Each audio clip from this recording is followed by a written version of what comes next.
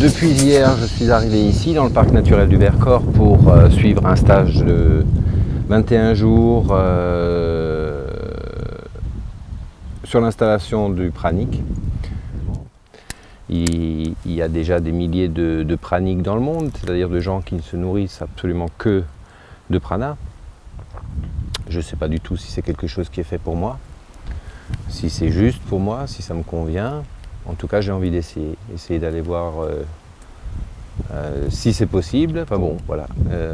Tout ça, c'est expérimental et ça fait partie de, bien sûr, la continuité d'une démarche de développement personnel et spirituel.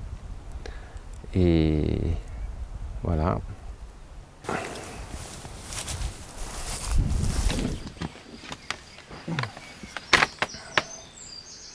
Alors c'est quoi ce processus de 21 jours? C'est un stage? C'est une formation? Un apprentissage? Une initiation? C'est quoi? Le processus des 21 jours permet d'activer la capacité que les gens ont à l'intérieur d'eux, grâce au champ unifié quantique, de pouvoir vivre directement, sans nourriture solide, grâce à l'énergie qu'on appelle le prana. Le prana étant, pour moi, l'énergie de la vie. C'est l'énergie qui est tout autour de nous. Maintenant, il y a suffisamment de personnes dans le monde qui sont praniques et qui vivent de cette manière pour que, grâce au champ unifié quantique, tout le monde sur la Terre puisse vivre de cette manière-là. Simplement, il est nécessaire qu'il y ait un certain nombre de pionniers, dont je fais partie, puisque moi, ça fait 15 ans que je vis de cette manière-là, sans nourriture. Et mon travail, ça va consister à aider les personnes à éveiller cette capacité, ce qu'on appelle un processus, qui est aussi une initiation, effectivement, une grande initiation même, et qui va se passer pendant 21 jours. 21 jours étant un chiffre sacré, 21 c'est un chiffre sacré qui est le chiffre de l'initiation, de l'illumination. Et puis, il y aura 3 périodes très très claires de 7 jours, 7, 7, 7. Et comme les cellules du corps se régénèrent tous les 7 jours, eh bien, ça veut dire qu'on va avoir, au bout des 21 jours, au moins 2 ou 3 générations de cellules praniques. Et qu'à partir de là, on va pouvoir vivre de cette manière-là. C'est donc un espèce de sas, on pourrait dire un cocon, dans lequel la personne va rentrer, abandonner un fonctionnement ancien pour aller vers un nouveau fonctionnement, qui est le fonctionnement pranique.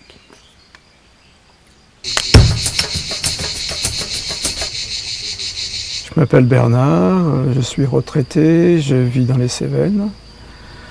Ce qui m'a amené à faire ce processus des 21 jours de pranisme, en fait, c'est un ami que j'ai rencontré, enfin, je connais depuis une vingtaine d'années.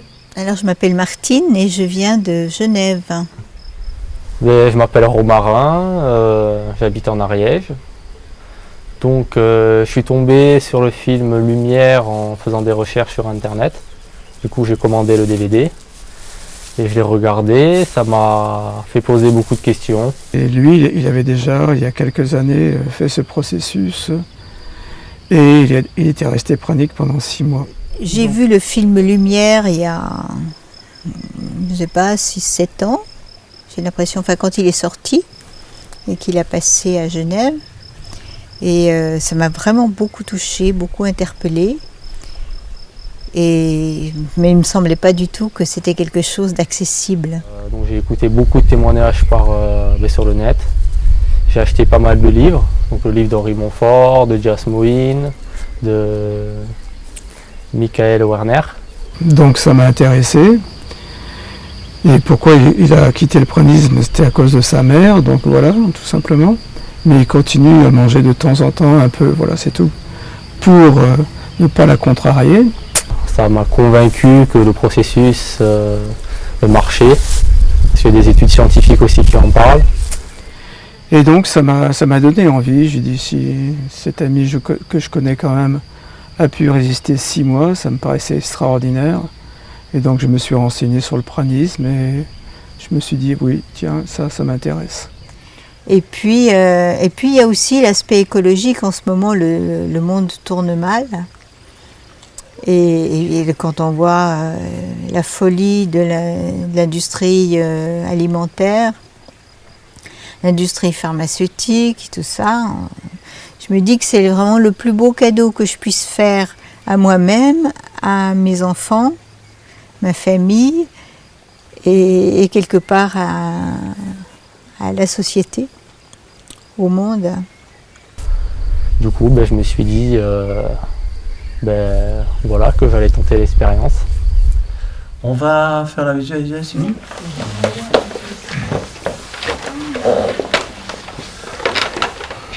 Alors, on va fermer les yeux.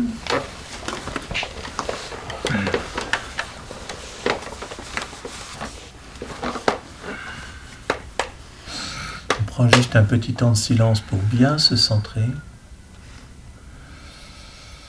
C'est une visualisation qui permet simplement de faire comprendre à notre cerveau reptilien qu'on va arrêter de manger du solide et qu'on va commencer à s'alimenter avec de l'énergie pure. Et voilà, donc cette programmation-là devrait logiquement, normalement, durer 3 jours. Normalement, au bout du 3e jour, le cerveau a intégré le fait qu'on n'ait plus besoin de nourriture solide et il commence à enclencher sur une alimentation énergétique, c'est-à-dire d'accepter de se nourrir uniquement du prana. Il n'est pas nécessaire d'avoir de préparation particulière. Moi, je dis même c'est nécessaire d'arriver le plus innocent possible, le plus pur possible. Il y a 2 conditions simplement. La première condition, c'est d'essayer de manger moins et de manger mieux pour se préparer, préparer le corps. Et puis la deuxième condition, c'est de mettre en place une affirmation en disant à partir de telle date, je vais me nourrir du prana en abondance. Et c'est cette affirmation qui va préparer le corps à vivre dans le prana. Et surtout pas de dire à partir de tel jour, j'arrête de manger. Parce que si on fait ça, on va se programmer pour faire un jeûne et non pas pour faire la nourriture pranique. Puisque le jeûne et la nourriture pranique n'ont rien à voir, c'est même l'opposé l'un de l'autre.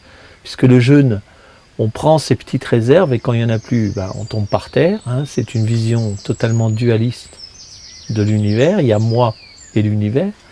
Alors que la nourriture pranique, on va se nourrir en abondance du prana et on se nourrit, on n'arrête pas de manger, on se nourrit d'une autre manière.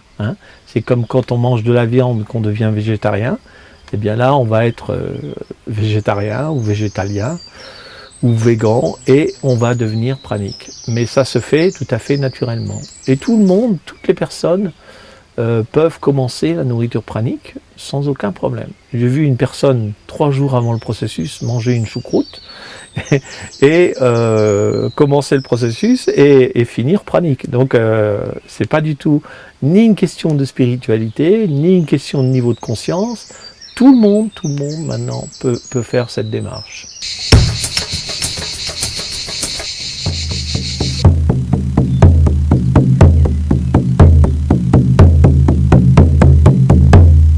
Wakantanka, grand esprit, nous te remercions pour les forces de l'Ouest, pour la puissance des ancêtres et de tous les chamans qui travaillent dans le monde. Nous honorons ces chamans ainsi que toutes les personnes qui aident la Terre au niveau du monde minéral, végétal et animal pour sa protection. Toutes les personnes qui font du commerce équitable, toutes les personnes qui cherchent la paix et la justice dans le monde. Nous honorons nos ancêtres, nos grands-pères, nos grands-mères, nos parents, nos enfants et nos petits-enfants. Nous honorons toutes les personnes qui vivent à l'ouest. Om Itakuye Oyasin. Et on se tourne vers le nord.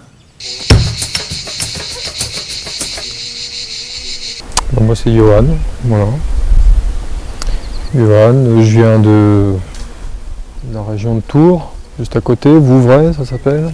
À l'âge de 12 ans, j'ai rencontré des difficultés quand je jouais au foot, tout simplement. Je me tordais souvent les chevilles.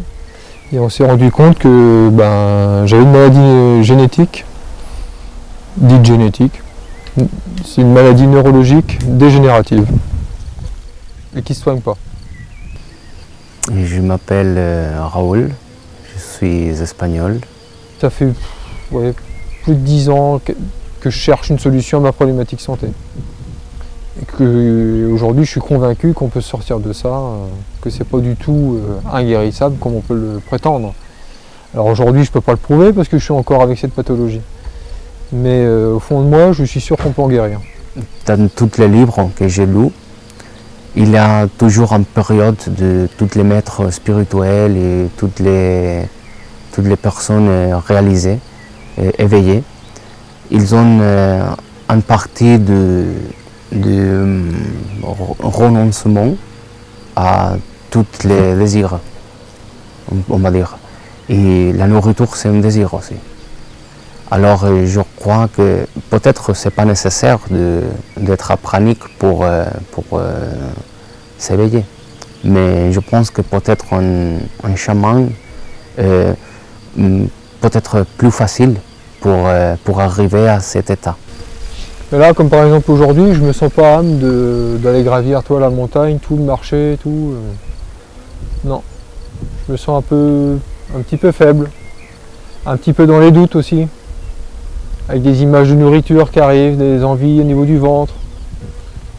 Certaines peurs qui me disent, bon, est-ce que tu vas réussir à aller plus loin? Parce que je veux quand même aller jusqu'aux 21 jours. Je veux aller plus loin pour voir si tout ça, ça lâche. Voilà. Et ce qui m'intéresse à travers cette expérience, justement, ce que disait Henri, c'est qu'on nettoie les mémoires.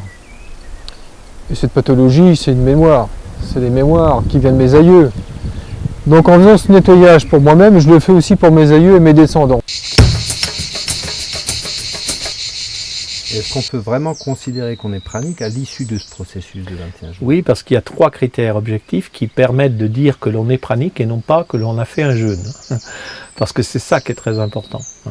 Les premiers critères, c'est le poids qui soit se stabiliser dans la dernière semaine. On se pèse 3 fois et à peu près, le poids doit être à peu près égal.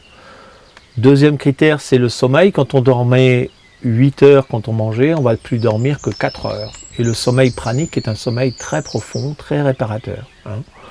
Et puis le troisième critère, c'est l'énergie, c'est-à-dire que plus on agit, plus on a d'énergie. Et cette énergie doit être normale, au moins normale, sinon un peu supérieure. Mais si on a les 3 critères, on peut dire qu'on est pranique complètement, on peut continuer. Si on en a que 2, on peut continuer aussi, mais il y a un moment donné, il faudra bien avoir les 3. Et puis si on en a 1 ou 0, alors là, ça veut dire qu'on a raté le coche, si on veut, et qu'on a fait un jeûne en croyant que c'est la nourriture pranique. Le rôle de la personne qui accompagne les personnes dans le processus, c'est justement à la fin de pouvoir dire aux gens, tu es pranique, tu peux continuer, tu n'es pas pranique, tu recommences à manger. Parce que ça, c'est très important. Je m'appelle Somaïa, on a 30 ans, on a 33 ans. Non, j'ai 25. Ça fait 5 jours qu'on est ici, dans son paradis en France. Je me sens très bien, je suis très heureuse. J'attendais ce jour depuis 1 an. Maintenant, je suis très très heureuse.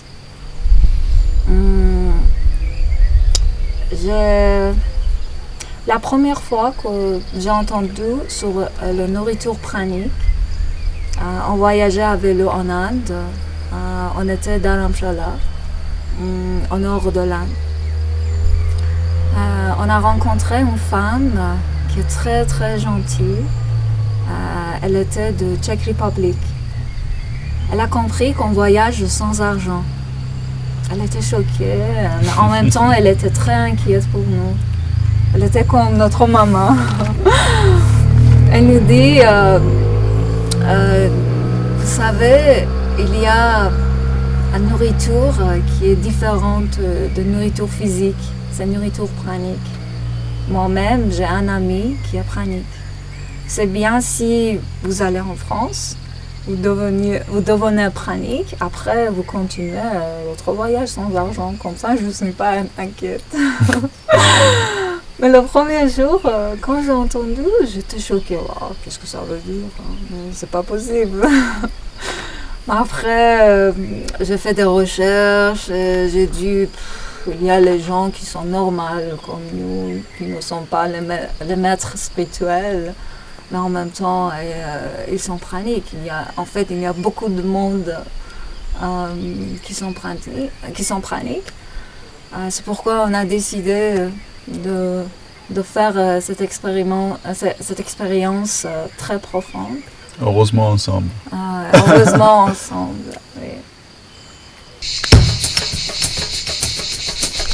Alors il paraît que lorsqu'on est pranique, plus on demande à notre corps, à notre être d'énergie, et plus il nous en donne. Et ce que je constate quand même, c'est qu'après 6 jours sans manger de nourriture solide, en faisant du sport, de la rando, au moins 2 heures, 3 heures par jour, en faisant des activités toute la journée, travailler, tourner, filmer, blabla, eh ben, je sais pas que j'ai plus la pêche qu'avant, mais j'ai tout autant la pêche, alors que je ne mange pas et que le processus ne fait que commencer. On est à 6 jours, le processus d'installation c'est 21 jours, et donc je suis plutôt confiant.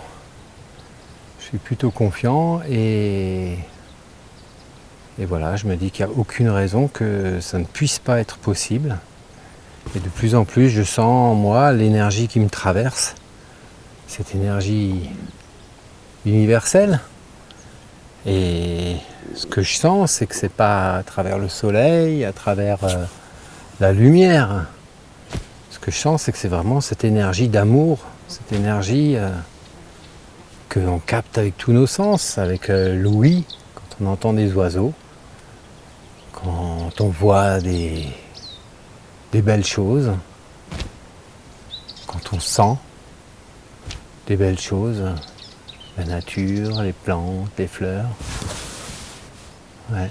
Par tous nos sens, en fait, je pense qu'on capte le prana, et le prana, c'est pas quelque chose d'ailleurs qu'on est obligé de capter, c'est quelque chose qui nous traverse, et il faut juste conscientiser ça et l'accepter. Le processus sert à installer, comme un programme informatique qu'on va mettre sur son ordinateur. C'est l'installation de la capacité d'être pranique. C'est après que tout commence réellement. C'est-à-dire quand on a fait les 21 jours et que l'on sort en étant pranique, on peut rester pranique, c'est ce que j'ai fait moi, et on pourrait dire que comme la plupart des gens, au bout de 4 mois, on meurt si on fait un jeûne. Si on est encore vivant au bout de 4 mois, ça veut dire qu'on fait la nourriture pranique. Mais en fait, on le sait bien avant, parce que déjà, pendant le processus, on voit bien si on est pranique ou pas. Je commence à avoir des perceptions. Pendant les 5 premiers jours, ça a été parfois un peu compliqué, surtout au niveau du sommeil. Au niveau de l'envie de manger, absolument pas.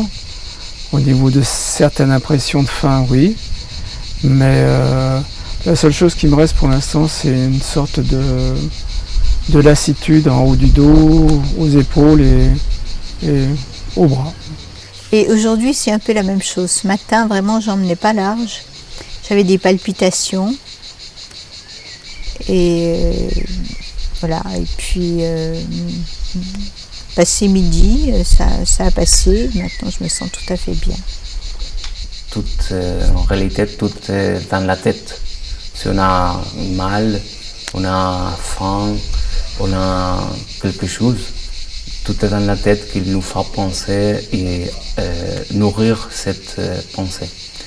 Alors, comme nous avons beaucoup de temps libre, je trouve qu'il faut trouver des activités pour faire et pour pas penser avec cette chose-là.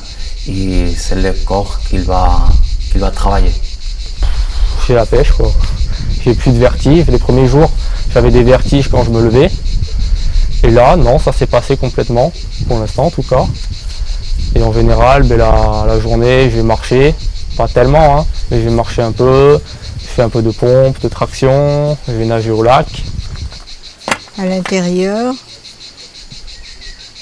bon, j'ai une impression de détoxiner, voilà, parce que j'ai quand même la langue un petit peu blanche, un petit peu, j'ai eu des aigreurs aussi, voilà, mais autrement bien. Bien, j'aurais jamais pensé que ça se passe aussi bien. Je suis vraiment surpris par l'énergie que j'ai. Ouais. Donc c'est une très belle découverte. Et surtout, j'ai pas l'impression d'avoir perdu beaucoup de poids, voire peut-être pas du tout. Non, pour l'instant, j'attends avec impatience la suite.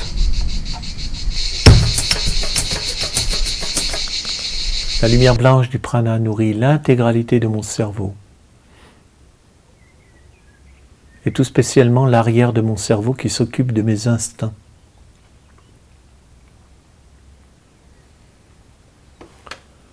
La lumière blanche du prana nourrit tous mes sens de perception. Elle les nettoie et elle leur donne une très grande sensibilité. Si on a une personne qui n'a pas du tout d'énergie, qui tombe par terre, etc., ou qui dort toute la journée, on peut dire que c'est des très mauvais signes pour dire que cette personne est pranique ou pas. Hein.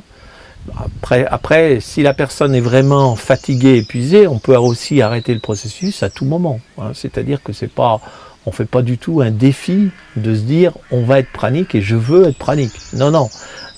On prend les choses jour après jour et on voit comment s'installe le processus chez les personnes.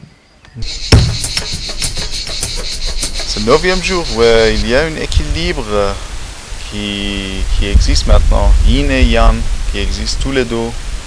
Je sens bien dans mon mental, dans mon corps. Les premiers jours, il y avait beaucoup de détox, mais maintenant c'est installé. Même mon langue, c'est pas beaucoup chargé. Ça veut dire que j'ai bien fait des détoxifications. Maintenant, je sens que je suis en pleine forme. Pour moi, ça se passe de mieux en mieux, je récupère de l'énergie, j'ai plus la pêche, donc c'est vraiment très agréable. Il y a tout d'un coup quelque chose qui apparaît, j'ai eu des douleurs aux jambes, 2-3 nuits, 2-3 soirs, et puis fini.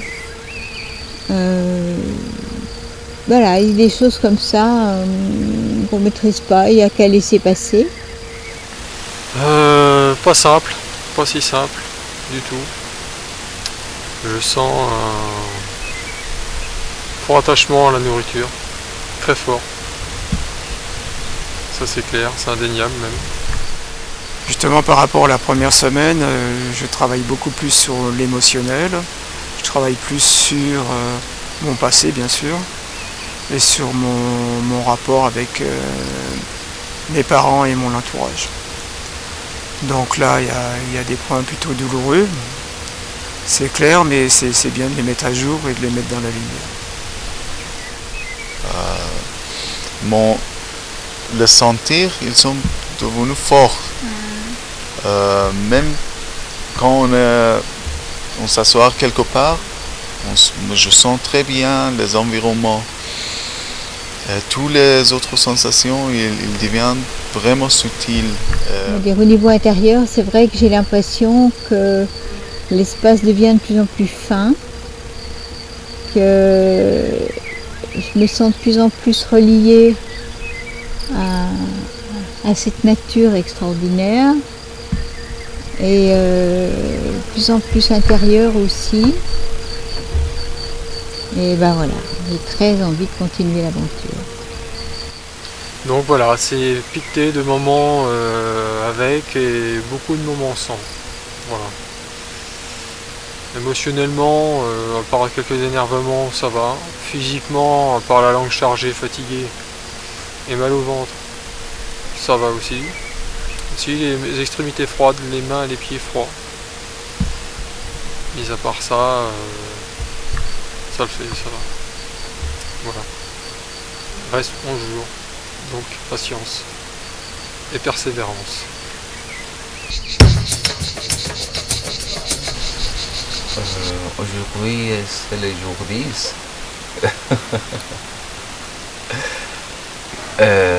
Par rapport au jour, la première semaine, je ne suis pas très bien. Je détoxine beaucoup. Vous êtes bien ancré, bien sur la terre, vous écartez les doigts de pied au sol, et vos genoux s'assouplissent tout seuls. Posez votre bassin et tu écartes un peu plus tes jambes parce que sinon tu n'es pas enraciné. Écarte tes jambes. Plus. Encore. Voilà. Voilà.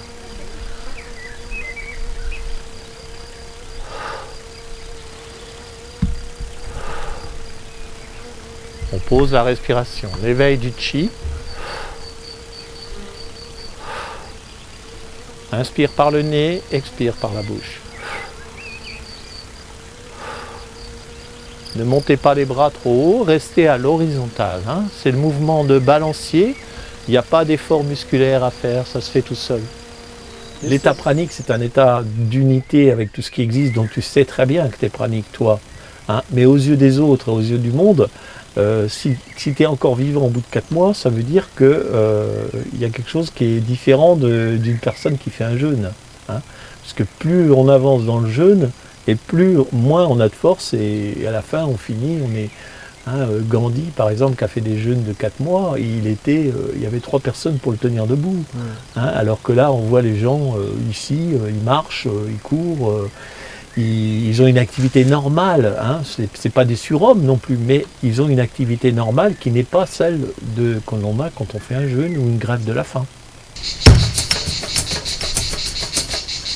Quand on touche un bout du champ unifié quantique, tout l'ensemble réagit. Hein. Si par exemple tu fais une découverte, tu as intérêt à aller très très vite le déclarer au niveau du certificat, enfin du brevet, parce que tu es sûr que quelqu'un dans le monde a exactement la même idée au même moment. Hein, quand il y a eu par exemple Edison, il a trouvé les ampoules électriques, il y avait un Français, lui, qui a aussi trouvé exactement la même chose, et manque de chance pour lui, à quelques heures près, c'est l'Américain qui a été le premier. Mais chaque fois qu'il y a une découverte ou une idée, ou on peut redire aussi une œuvre quelque part qui se produit, automatiquement, grâce au champ unifié quantique, tout résonne.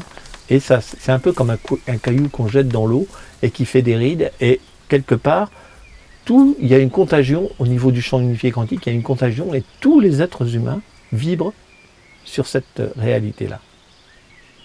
Qu'on le sache ou pas, hein, parce qu'on n'est pas forcément conscient. Hein. Le processus des 21 jours est mis en place parce qu'il faut que ça devienne un processus conscient. Hein, c'est-à-dire qu'on le fasse en toute conscience et on dit au corps, eh ben, on va devenir pranique. Hein. Mais avant tout ça, les gens sont déjà praniques sans le savoir. Tous les êtres humains de la planète. Hein, et ça va venir... Hein, ça va apparaître petit à petit, plus il y a de personnes qui vont vivre de cette manière-là, et plus ça va être simple, et plus ça va être facile, jusqu'à devenir une évidence. Le prana, en fait, existe sous différentes formes, suivant les règnes, hein, c'est-à-dire, au niveau solide, il y a ce qu'on appelle la vibhuti, qui est le prana solide. La vibhuti est la matière fondamentale de tout ce qui est créé. La base, hein, solide. Ensuite, au niveau liquide, on a ce qu'on appelle le soma, dont on parle dans les Védas. Le soma est fabriqué par la glande pituitaire dans le cerveau et est activé en fait par l'ouverture de ce qu'on appelle le troisième œil et va permettre de vivre. C'est un liquide qui est doux et sucré et qui va descendre dans l'arrière-gorge. Et ce liquide, on l'appelle le nectar d'immortalité dans les Védas. Et puis au niveau de l'air, on pourrait dire, eh bien là c'est le prana qu'on va voir, lorsqu'on regarde le ciel par exemple, on va voir des petites particules de lumière qui se déplacent à toute vitesse. Ça c'est le prana de l'air. En fait à tous les règnes il y a du prana. C'est pour ça qu'on peut vivre en fin de compte. Jasmine l'a prouvé en allant faire par exemple un séjour dans les grottes, dans la nuit totale, pour montrer que justement le prana n'est pas fonction que de la lumière, ce n'est pas que de la lumière. C'est aussi partout présent, dans tout ce qui existe, même dans le métro à Paris, même dans des lieux très très pollués, il y a du prana. Il y a l'univers de la matière en 3 dimensions, passé, présent, futur. Il y a l'univers de la lumière en plus de 10 dimensions, où vous allez pêcher la nourriture, justement. Au milieu, il y a la conscience, qui est une structure qui existe vraiment. La conscience, c'est le trait d'union entre la matière et la lumière. Si vous voulez, aujourd'hui sur la Terre, nous sommes la seule espèce à voir l'univers de façon linéaire. Tout le reste, tu le vois de façon quantique. Et le problème, c'est qu'il faut s'abandonner aujourd'hui à une forme de connaissance qu'on n'a jamais apprise. Et c'est un nouveau système de savoir. C'est la seule façon d'arriver à maîtriser la matière, à maîtriser l'énergie, et ce que vous êtes en train de faire. Mais ça s'apprend. C'est-à-dire que la conscience est un outil qu'on peut utiliser pour introduire de l'information dans la matière et pour restaurer des choses. Et quand il y a un miracle, parce qu'ici on a des guérisseurs qui passent, notamment Alex Orbito. Alex Orbito, quand on voit ce qu'il fait en instantané, si on ne le voit pas, on a du mal à le croire, et pourtant il obtient des choses de façon instantanée, parce que ce qu'on prend pour un miracle, c'est en fait il arrive par la prière, par sa façon de penser, il arrive à surmonter la matière. Et ça, nous pouvons tous le faire, un enfant peut le faire, mais ce sont des méthodes qu'on n'a pas apprises. Même si on n'y croit pas, on passe sur une autre fréquence vibratoire, et du coup, en instantané, même quelqu'un qui n'y croit pas peut arriver à faire un miracle, voilà, parce que c'est une maîtrise. Donc il faut redéfinir notre conception de la réalité. C'est pas forcément simple.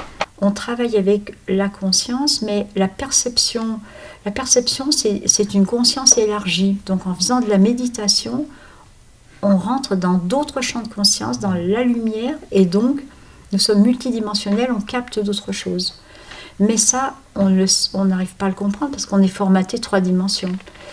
Donc seulement ceux qui travaillent avec l'énergie, avec la lumière, avec la matière, peuvent le comprendre, peuvent avoir la compréhension intellectuelle. Mais ça n'est pas suffisant, parce qu'on peut pas travailler avec ça. Et c'est pareil avec vous, si vous essayez de vivre de lumière, mais que vous n'en avez qu'une compréhension intellectuelle, ça ne peut pas marcher. On rentre dans la dernière semaine et nous sommes accueillis par un ange. Alors, c'est la tempérance. Et vous voyez, il fait le mouvement qu'on fait au Qigong le matin. Hein. C'est une deuxième carte d'équilibre. Mais vous vous rappelez la 8, qui était sévère, là, avec son glaive et sa balance. Hein. Là, c'est beaucoup plus cool. L'énergie, travail sur l'énergie. Là, on est le 14e jour. La physionomie a beaucoup changé par rapport à la dernière fois. Je me sens beaucoup plus faible, manque d'énergie, je dors plutôt mal. Enfin voilà. Je me sens très bien, plein d'énergie. Hier, je vais faire un peu de la course à pied. J'avais envie de bouger. Et après la méditation du soir, je suis sorti par la porte et j'ai fait 25 minutes de course à pied. Et bon, les sensations, ça a été très bien. C'est vrai qu'à la fin de la première semaine, j'étais en pleine forme et je me disais, yep, ça y est, le gros de la détox est passé. Mais c'est pas comme ça que ça se passe, en tout cas pour moi. À la fin, un peu de mal la poitrine, parce que je suis en train de détoxiner quelque chose que j'avais au niveau de poumon. surtout ce matin, j'ai parlé avec ma mère. Il m'a dit que ma grand-mère, pour la partie de mon père, il avait de la bronchite chronique. Alors peut-être je détoxine tout ça. Je détoxine tout ça. Donc aujourd'hui ça va, je me sens mieux. Par contre au niveau énergie, je suis un peu fatigué. J'ai toujours la langue assez blanche. La détox n'est pas terminée. À l'intérieur de la gorge, c'est pâteux. Et au niveau de ma voix, de temps en temps, elle est complètement cassée. Enfin bon, voilà. Mais il reste une semaine, c'est bon. Je serai content à la fin. Diavolo. Alors le diable qui vous tient enchaîné à vos instincts, hein, mais qui peut les couper s'il veut, parce qu'il a une épée. Hein. Alors le diable, ben là c'est le dieu cornu des Celtes, Cernunnos. Hein. Alors la légende, enfin c'est une légende, c'est pas une légende, c'est une réalité. Le dieu cornu, et en fait c'était le rite de la fertilité, c'est-à-dire au printemps, dans le village, on désignait le plus bel homme, le plus beau jeune homme, il fallait qu'il soit jeune, du village. Et on lui mettait sur la tête des cornes de cerf, et il partait dans la forêt pendant une semaine. Et pendant une semaine, il avait le droit de faire l'amour avec toutes les femmes qu'il rencontrait. Donc le soir, il y avait des femmes qui sortaient de la maison discrètement et qui partaient dans la forêt. Mais quand les moines sont arrivés, les curés et les moines, ils ont vu ça, ils ont dit « Ah, qu'est-ce que c'est que ça ?» Et donc c'est devenu Satan, hein, c'est devenu le dieu cornu, l'affreux diable. Hein. Et donc c'est devenu aussi... Les gens qui étaient dans la forêt, c'est-à-dire les druides, les bardes et les ovates qui se planquaient là pour ne pas se faire descendre, sont devenus la sorcière qui jette des sorts, les mecs un peu troubles dans la forêt, etc. etc. Hein, on a diabolisé complètement. Et à la suite de ça, il y a quand même eu 1000 années d'inquisition. Et des tas de gens qui sont morts sous le bûcher quand même, il faut le savoir. Hein.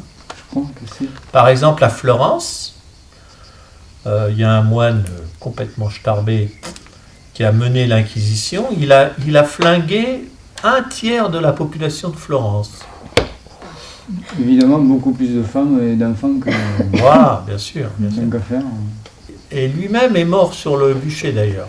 C'est un retour de karma, on pourrait dire. Et, non, mais ça a été terrible, quoi. Parce qu'on a accusé, après il y a eu la peste, etc. On les a accusés de mener la peste. Tous les mots. Voilà. Alors, du coup, diabolisation. pour nous, ça veut dire quoi? Ah oui, pour vous, en fait, ça veut dire quoi? Eh bien, c'est les instincts, c'est-à-dire l'énergie vitale émotive est sous contrôle et vous pouvez compter là-dessus. Vous pouvez compter sur cette énergie vitale émotive. Hein? Vous n'êtes plus entraîné, mais c'est sous contrôle. La force vitale émotive n'est pas négative en soi, elle est nécessaire même pour la vie, mais c'est pas elle qui te met en esclavage. Hein, c'est l'image qu'on a, c'est les gens qui sont pris sous la chaîne du vital émotif. Quand vous voyez la plupart des choses horribles qui se passent dans la société, c'est à cause de gens qui ne contrôlent pas le vital émotif, qui se laissent entraîner par leurs instincts. Hein. C'est temps pour jouer un peu de tennis aujourd'hui. L'énergie est là, la raquette est là, le bal est là. On manque juste le partner pour jouer. Moi, je sens rien, je suis dans le présent moment. Je nettoyais même mes barbes. Tout est nettoyé. Aujourd'hui, toujours un petit peu faible au niveau des jambes, faible physiquement malgré tout, moral plutôt bon.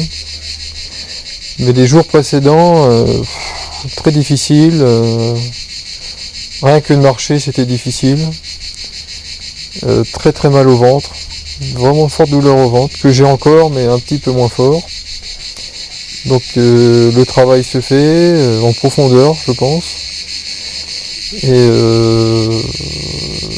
Et voilà, il faut simplement se dire qu'on accepte ce qui arrive et qu'on... Chaque jour est un jour. C'est ce que je me dis. Et on est amoureux. Les inséparables.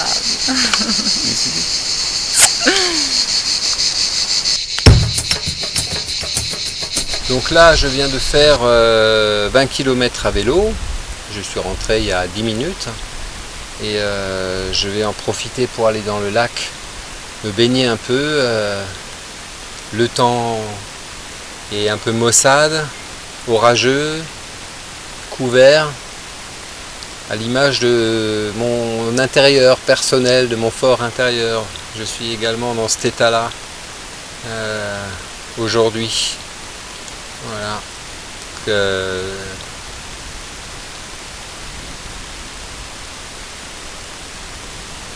Un nettoyage en très grande profondeur qui est en train de se faire, ça je le sens. Je sens que voilà, ça fait du bien. Je me sens bien dans mon corps, je me sens léger, je sens ma musculature, je fais beaucoup de sport. C'est vrai que j'ai perdu du poids, alors il y avait une pesée aujourd'hui. Alors aujourd'hui, exactement le même poids que samedi. Donc mon poids s'est stabilisé au gramme près. Donc ça c'est plutôt bien. Ça veut dire que j'ai perdu beaucoup de poids, 6, 7, 8 kilos sur les 2 premières semaines et que là ça se stabilise. Et c'est une des conditions essentielles, nécessaires pour qu'on puisse considérer que la programmation au fond de nos cellules de l'acceptation de la nourriture pranique a été acceptée. C'est un des critères en tout cas.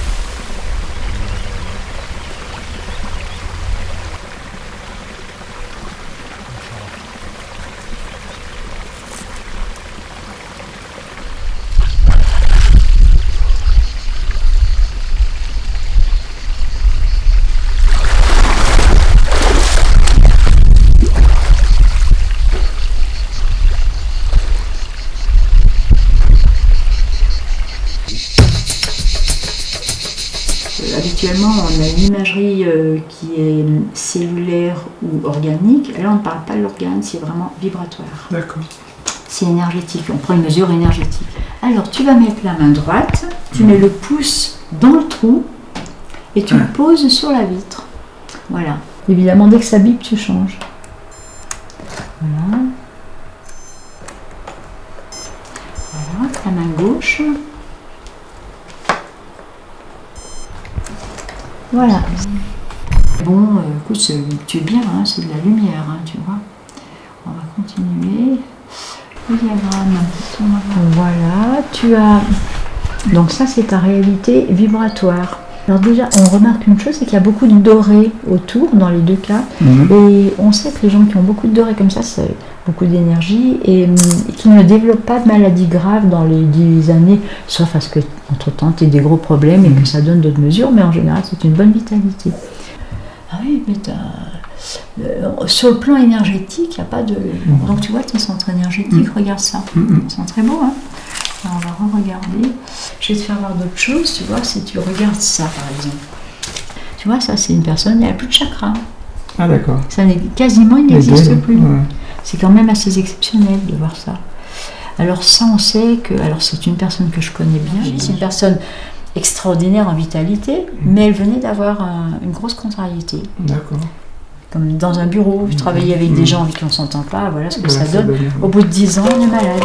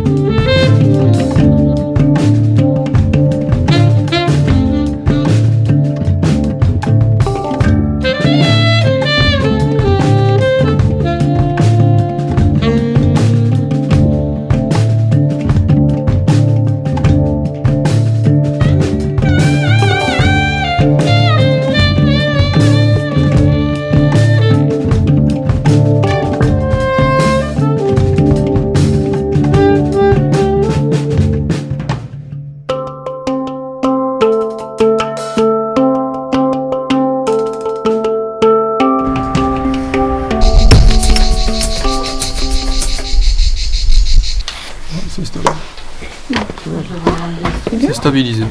Alors ce soir, vous ferons bien. Ouais. Je suis 1,8 kg. Je suis 55.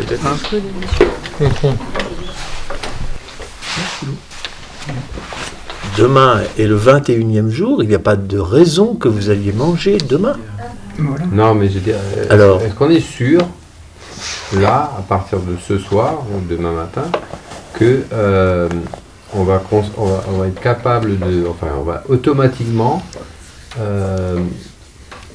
absorber le prana sans rien faire. 24 sur 24. Tu as fait le processus ou Oui. pas? Moi, je suis un Tu as peu- fait le processus et tu as marché jusqu'à Beaufort. Non, je veux Bon, dire, tu es capable de marcher. Alors, ce soir, je vous fais le bilan. Le bilan, c'est de vous dire si vous êtes pranique ou pas. Oui. Soit tu es pranique et tu peux prendre le prana à tout moment, soit tu n'es pas pranique et tu remanges immédiatement. D'accord? 1 ou 0 critère, ça veut dire que vous n'êtes pas pranique. Vous avez fait un jeûne, c'est très bien, ça nettoie, mais vous devez reprendre à manger. Si vous avez des critères, vous êtes pranique et vous pouvez vivre du prana à chaque minute, chaque seconde, comme je le fais depuis 15 ans. Sans activer forcément quelque chose. Mais il n'y a rien à activer, tu es pranique ou tu ne l'es pas. pense que c'est Hein, c'est clair. Besoin de visualisation. Il faut distinguer le processus qui est l'installation de la capacité d'être pranique et la vie pranique après. Ça, c'est vous qui allez faire votre chemin, votre propre chemin. Pas le mien, pas celui des gens déjà praniques, mais votre chemin. Et ça va être à vous de construire la vie pranique que vous voulez. Tu verras avec la suite, si tu veux continuer à être pranique, tu peux continuer à être pranique en buvant aussi. Il n'y a pas de problème. Hein. Pouvant, je te ferai. On verra ça ce soir, je vous expliquerai. Hein. Je vous expliquerai ce soir. Ce soir. Voilà. Mais Pour tout le monde, hein, ça a été? Oui. Hein. Bah, c'est un signe aussi, hein, pour ceux qui doutent.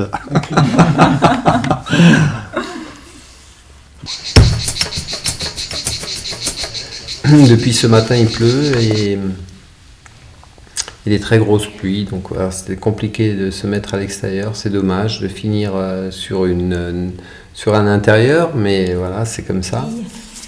Bientôt, ça va être le retour à la maison, le plaisir de retrouver la famille. Voilà. Alors, j'ai aussi vraiment l'intention de rester pranique le plus longtemps possible et si possible définitivement. Alors on verra ça. Je suis très content parce que je ne sais pas si je suis pranique ou pas, mais pour l'instant je suis vivant, que déjà beaucoup. Après 20 jours sans rien manger, c'est tout un record pour moi. Mais je ne me vois pas être totalement pranique. Pour moi, c'est trop se couper des gens, quoi. Trop de... Non, ça ne m'intéresse pas. Et ça, on peut obtenir le même effet du prana avec d'autres techniques, avec d'autres ouvertures. C'est pas nécessaire d'être uniquement pranique. Pour moi, ça me semble être aussi un chemin qui est réducteur. Je voudrais rester pranique le plus longtemps possible parce que bon, c'est la liste de raisons à faveur, c'est assez lourde. J'espère que je reste pranique parce que même après le processus, il y a une période que on a besoin de s'installer dans la société avec les amis, les familles. C'est une autre façon de vivre. Il faut confronter la vie extérieure. Mais pour l'instant, j'ai aucune envie d'aliments solides. Il n'y a rien du tout qui me fait envie. je suis plutôt content là-dessus. Ça ne me pose pas un problème pour l'instant. On verra quand je serai confronté au repas de famille, tout ça, mais pour l'instant, j'ai vraiment pas envie de manger. Pour ça, je suis plutôt content, pas faim. Et boire quelques jus dilués, ça me va. Donc je pense continuer comme ça le plus longtemps possible. Voir voilà, comment mon corps va, est-ce que je reprends du poids, faire l'expérience et après peut-être manger un repas de temps en temps, mais ça on verra. Pour l'instant, ça me dit pas. Moi aussi, je suis très heureuse. Aujourd'hui, moi aussi, je suis pranique après 21 jours. Ça, c'est vraiment une expérience très, très différente.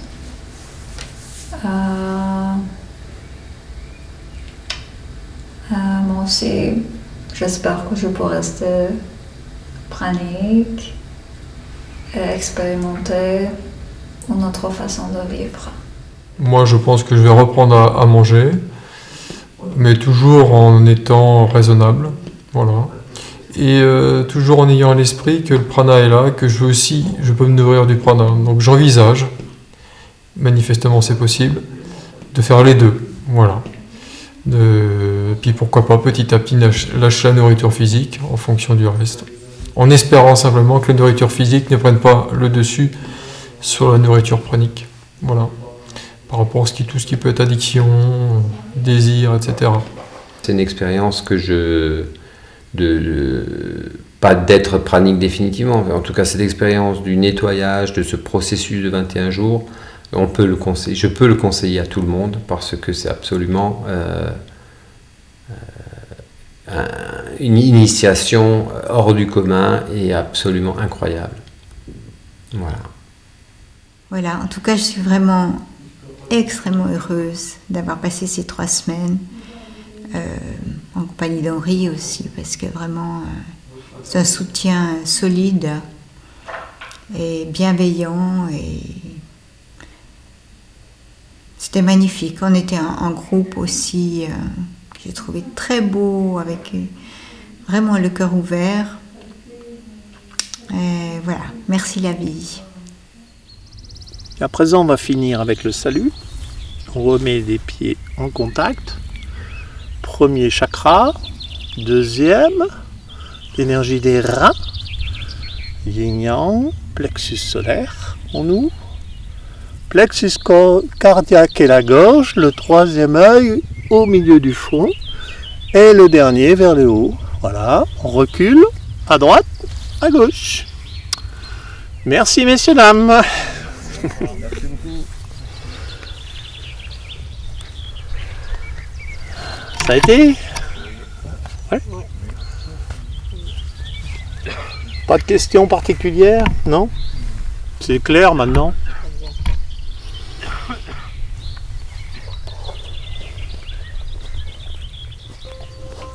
Alors on se revoit ce midi, après la messe.